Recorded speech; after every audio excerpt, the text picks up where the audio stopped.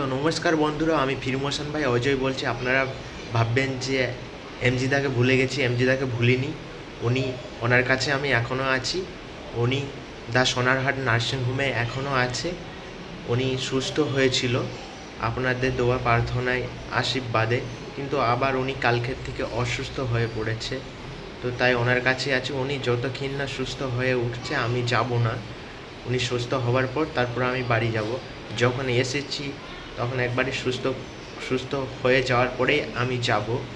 তো ওনার বুধবারে অপারেশন আছে।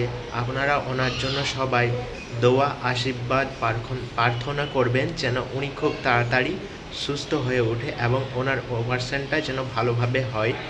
সুস্থতার মধ্যে কোনো ভিডিও করতে পারছি না, ওনার কাছে তো ভিডিও করতেই পারছি না।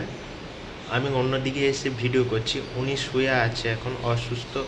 উনি আবার সে একই হয়েছে, কথা বলতে পারছে না এবং খুব পেট যন্ত্রণা করছে। তাই ওনার কাছে ভিডিও করতে পারছি না, আমি অন্যদিকে এসে ভিডিও করছি। রাত থেকে উনি আবার অসুস্থ হয়ে পড়েছে।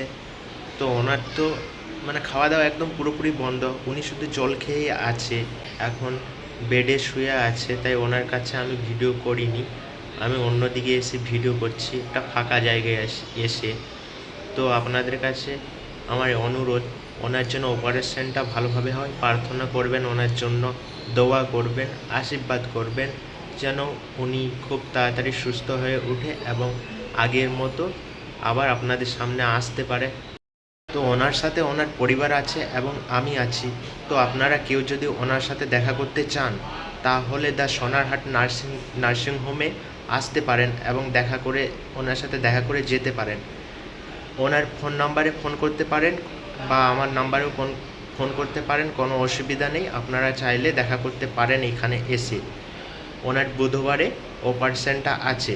তো আপনাদের কাছে এটাই অনুরোধ, আপনারা দোয়া প্রার্থনা এবং আশীর্বাদ করবেন যেন অপারেশনটা ভালোভাবে হয়, উনি খুব তাড়াতাড়ি সুস্থ হয়ে যায়।